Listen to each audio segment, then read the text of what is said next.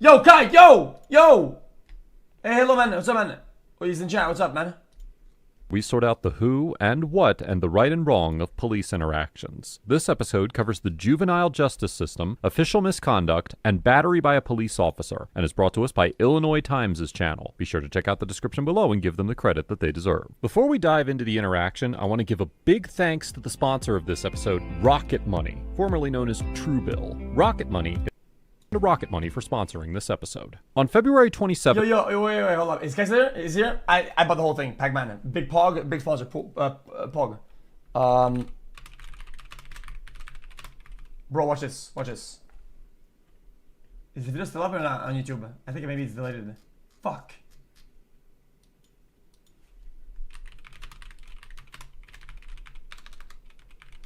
It's off YouTube, I think. Oh, all I have is my brother. My brother's version of it. Look at that. That was my first ever backflip. Have you seen that before? Look at this. Look. My first ever backflip. That was scary. Why, is it long? Huh? Is it a long video or what? Oh, why is it so long? Yeah! Oh my fucking god, my ears just broke. Alright, fuck it. It's on the 2017. internet. Guys, it's on the internet. It's been removed. I can't find it. Man. Officer Samuel Rosario and Officer Orlando Manzanares of the Springfield Police Department responded to a report of criminal damage to property in Springfield, Illinois, and approached the home where 19-year-old Robert Humes lived with his mother and sister. The interaction was captured on Officer Rosario's body camera. How we doing, bud? What are you doing today? Better, huh? What's going on, man? Was it social or not? What's going on, man? Well, my daughter, she just like flipped out a while ago about a money deal. Tells me I owe her like $40 for changing hers. So she started flipping out. She busted a glass table, which table's no good, but she still had no business breaking my glass table, though. Do you know which way she went? No, I didn't see. I was. She went that way? You want to see if you can find her? I mean, we got at least criminal damage. After speaking with Mr. Humes and his mother, Officer Rosario asks Officer Manzanares to try to find his 16-year-old sister, who allegedly broke a glass-top table. According to Section 21-1 of Article 5 of Title 720 of the Illinois Compiled Statutes, quote, "A person commits criminal damage to property when he or she knowingly damages any property of another, and the offense is a Class A misdemeanor when the damage to property does not exceed $500. Under Illinois law, a 16-year-old who commits a misdemeanor offense will typically not be charged with a crime in criminal court. Instead, prosecutors will file a petition in the juvenile court alleging that the child is a so-called delinquent minor, which Section 5-105 of Article 405 of Title 705 of the Illinois Compiled Statutes. Man, we streaming? Yeah, Kyle, we streaming pretty much all day, pretty much, yeah. I had to just stream, yeah. I need to stay awake for sure. Finds as, quote, any minor who prior to his or her 18th birthday has violated or attempted to violate, regardless of where the act occurred, any federal, state, county, or municipal law or ordinance. The juvenile justice system is meant to be primarily rehabilitative in nature, as opposed to the predominantly punitive character of the criminal justice system. And while individuals who are found guilty of crimes in a criminal court receive a criminal conviction, children who are found to have violated criminal laws in juvenile court are so-called adjudicated delinquent. However, in some instances, juveniles can be transferred to the adult system and tried in criminal court. For example, Section 5-130 of Article 405 states that, quote, the definition of delinquent minor shall not apply to any minor who, at the time of an offense, was at least 16 years of age and who is charged with first-degree murder, aggravated criminal sexual assault, or aggravated battery with a firearm. These charges and all other charges arising out of the same incident shall be prosecuted under the criminal laws of this state. In addition to this statutory exclusion, which automatically transfers use to the criminal justice system, Section 5-805 of Article 405 allows for the transfer of certain youths 15 years of age or older who have been accused of a forcible felony in furtherance of criminal activity by an organized gang and have previously been adjudicated delinquent or found guilty of a separate forcible felony. In these situations, quote, if the state's attorney files a petition to permit prosecution under the criminal laws, and if the juvenile judge determines that there is probable cause to believe that the allegations in the Jesus. petition and motion are true, there is a rebuttable presumption that the case should be transferred to the criminal court. Likewise, the statute also allows a Oh my minor God! 13 years I of wonder what age or happens. over of who has been accused of any crime to be transferred to criminal court if the state's attorney files a motion requesting the transfer and a juvenile judge finds that there is probable cause to believe that the allegations in the motion are true Bro. and that, quote, it is not it's in the getting best bad, it's interests of the public for the case to proceed in a juvenile Jeez, I get it, justice I get it, system. I get it. Here, because criminal damaging is a misdemeanor offense, it is highly likely that any charges would be brought in the juvenile court and not transferred to the criminal justice system. She at least getting 2 charges. And if y'all don't give her both charges, I want both y'all badge numbers. Oh, here go the Man, I bad ain't going for that shit. Well, you know what? No offense, but if you're gonna hear, okay, keep walking then. Keep walking then.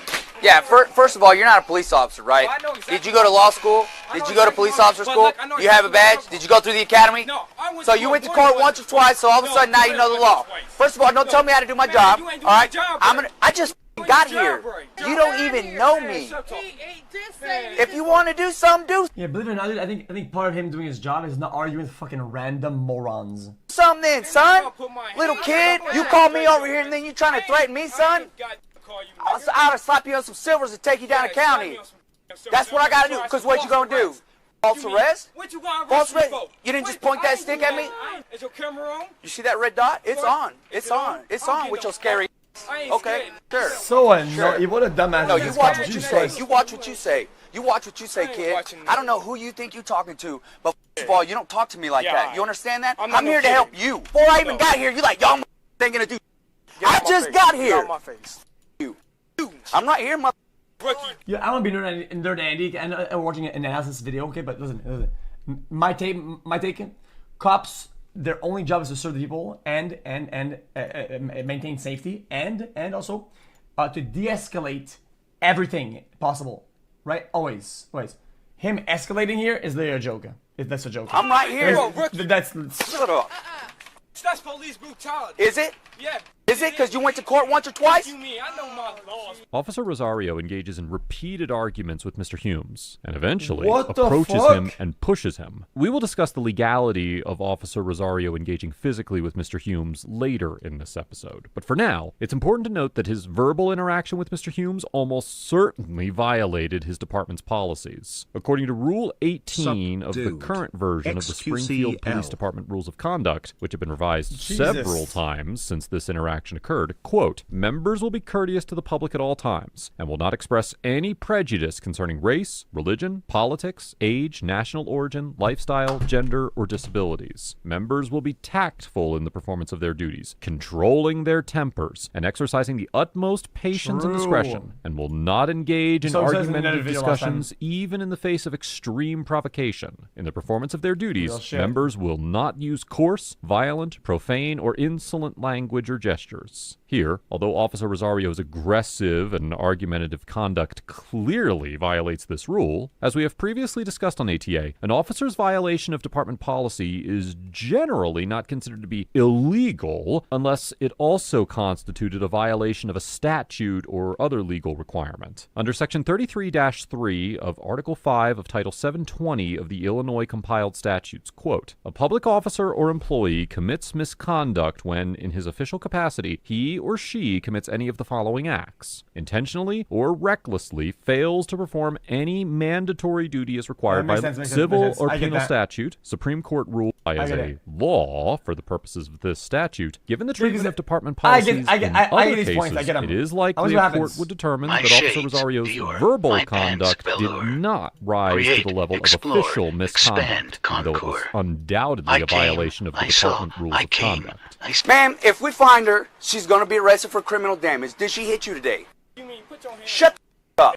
Did she hit you today? I'm not a. You watch your mouth. I Put say her what I hands on want. the back. As soon as I put my hands on your punk, so I know how it's gonna go. I'm not even gonna take you to jail. I'll give you the freedom of that. Man, you a You want to put one or two? Ain't no way they gave this no Yeah. pixel public server police officer a real badge. Deadass, this Well, is first of all, your son's goofy. got a mouth on him. Yep. And now I can see why your daughter's acting all out of control. You want to throw some hands, man? We can throw some hands, and I won't even arrest you, man. I'll let you go right in there.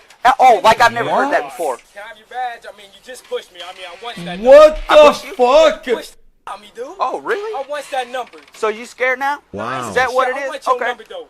I pushed you once and you scared. That's why you scared. My camera is on. Now it's on. My camera's been on. What do you want me to do for you to put some hands on me? Just come back over. You want me to put my pistol away? You want me to put my badge away? Come back over without your uniform. I'm not even gonna tase you. I'm not even gonna mace you. I'm gonna give you these hands, and you still gonna run your mouth. You still scared. Dude, I'm what done am I with you, watching? dude. If you ain't gonna throw hands, then shut the up. If you ain't gonna. Officer Rosario takes off his badge and throws it on the ground, and then approaches Mr. Humes and shoves him for a second time. Mr. Humes retaliates, leading to a physical altercation, during which Officer Rosario wrestles Mr. Humes to the ground and punches him in the face and head more than a dozen times, even though Mr. Humes remained in a defensive position. Under Section 12-3 of Article 5 of Title 720 of the Illinois Compiled Statutes, quote, a person commits battery if he or she what am I watching? knowingly, without legal justification, by any means, causes bodily harm to an individual or makes physical contact of an insulting or provoking nature with an individual. As the Supreme Court of Illinois detailed in the 1982 case of People versus Mays, quote, although it may be difficult to pinpoint exactly what constitutes bodily harm for the purposes of the statute, some sort of physical pain or damage to the body, like lacerations, bruises, or abrasions, whether temporary or permanent, is required. Otherwise, there would be no need for the other type of battery, contact of an insulting or provoking nature. Additionally, under Section 12-3.05 of Article 5, quote, a person commits aggravated battery when, in committing a battery, he or she knowingly causes great bodily harm or permanent disability or disfigurement. Jesus. The Second Division of the First District Appellate Court of Illinois explained in the 1991 case of People versus Figures that while the term great bodily harm, quote, is not susceptible of a precise legal definition, it requires an injury of a greater and more serious character than an ordinary battery. Yeah, I feel like the question of whether the the courts victim's are pretty good at injuries rise to determining the one or the level of other, great right? bodily harm is a question for the trier of fact, which is neither dependent upon hospitalization of the victim nor the permanency of his disability or disfigurement. Instead, the determination centers upon Surely. the injuries which the victim did in fact receive. In the Figures case, the court considered the 1984 case. Dude, man, this chat, like, what the fuck is this, man? Bro, get some help, chat. Holy fuck, man. Get some help on the ASAP, dude. Jesus Christ.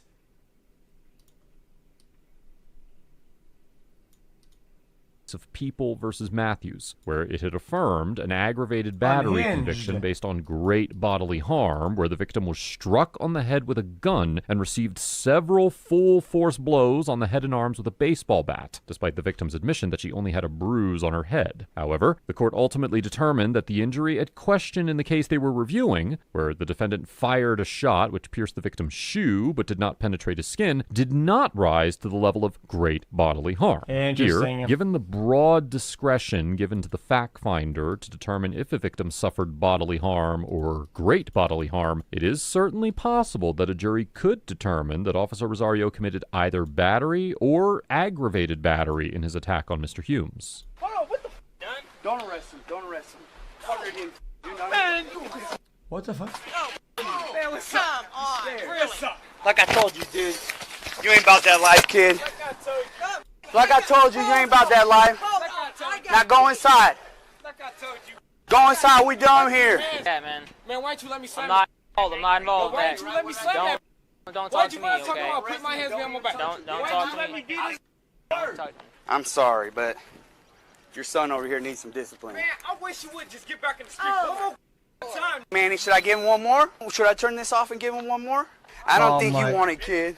Come back later, why I got my Ma'am, if she comes back, would you just give us a call, please? What is this okay, fucking we'll hand her weird-ass accordingly. fake Officer gangster Rosario cop from and Officer RP? Like, what? Manzanares left the scene without any further incidents, and Officer Rosario later returned with several other officers to apologize to Mr. Humes. Mr. Humes informed Officer Rosario that he did not need to apologize, and when officers returned without Officer Rosario to photograph the injuries on Mr. Humes' face, Mr. Humes told them that Officer Rosario should be promoted. Immediately following the incident, Officer Rosario was placed on leave while the Springfield Springfield Police Department conducted an internal Hey, investigation. And he was terminated from his position on May 9, 2017. He was also charged with official misconduct and 2 counts of battery in the Circuit Court of Sangamon County. And after a trial, a jury found him guilty of official misconduct and 1 count of battery for making, quote, physical contact of an insulting or provoking nature with Mr. Humes. However, the jury determined that he was not guilty of battery causing bodily harm. As a result of his conviction, former Officer Rosario was sentenced to 24 months probation and ordered to comply with mental health, substance abuse, and anger management treatment. When issuing this sentence, Judge John Madonia stated that the body camera footage of the incident, quote, absolutely has the potential to erode confidence our community has to place in our officers, and that he had, quote, a responsibility to impose the dude had no intention of helping the crime that was already committed, right?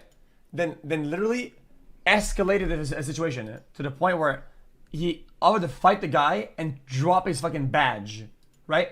Literally possibly creating a new crime. Sentence based on the jury's verdict. How is to that, also how make did, sure it how doesn't did, happen does he not again, get more? and that Like, our what? community be confident Holy, that we're addressing these looks issues. like some Overall, of you guys Officer need Rosario, to get faded than a hoe. The question is not if you ever had a sober stream. Instead, the question is, shall we? Does it go much further than that? gets an F for maintaining a confrontational and aggressive attitude throughout the encounter, escalating the situation instead of taking steps to de-escalate when faced with Mr. Humes' hostile conduct, initiating a fist fight with Mr. Humes, and striking him repeatedly when he was on the ground in a defensive position. I appreciate that Officer Rosario later apologized for his behavior. His actions were so egregious that I cannot in good conscience assign him a higher grade, even though he eventually took responsibility for misconduct. As Judge Madonia pointed out during his sentencing, interactions like these can significantly erode the public's confidence in police departments in general, and there is absolutely no excuse for an officer initiating a physical altercation with a citizen because of his speech under any circumstance. This was absolutely unhinged. Mr. Humes gets a C-, because although he was within his First Amendment rights to challenge Officer Rosario, he maintained a hostile demeanor throughout the interaction, consistently taunted and provoked Officer Rosario, and urged Officer Rosario to physically attack him on. Even though he says he's provoking him, I feel like this shouldn't be an argument, since police officers shouldn't be provocable. Police shouldn't. That's how it is, though. I feel like it, because they should know not to do anything. That's just it. Multiple occasions. While Mr. Humes' behavior in no way justified any of Officer No police should do something because they're being provoked in this manner. Rosario's conduct, Mr. Humes certainly did not do himself any favors by continuing to antagonize Officer Rosario and engage with him in a negative manner. It's legal. That being said, as we have discussed many times here on ATA, the First Amendment protects a substantial amount of criticism. You're saying police are human too, but you don't get it though. You don't get it though. In a situation like this, right? You can't do something or act upon you being provoked by words, whatever, and things that people are allowed to do, right? And legally are allowed to do the whole time. It's how it is. Like, I don't know why you're being such a weirdo. Towards the police. And Officer Rosario's response was not only unprofessional, but it likely violated Mr. Humes' constitutional rights. Let us know if there is an interaction or legal topic you would like us to discuss in the comments below. Thank you for watching. No, it doesn't depend on circumstances. Literally, the law will protect you. I'm pretty sure most, if not every state, you can literally just, like, you shouldn't do this, okay? I'm just saying, by law, right? I'm pretty sure you can say, like, fuck you, you can do signs, you can do bullshit, you can, like, be a weirdo a little bit. That's just kind of like, I'm pretty sure that's, like, allowed. Literally.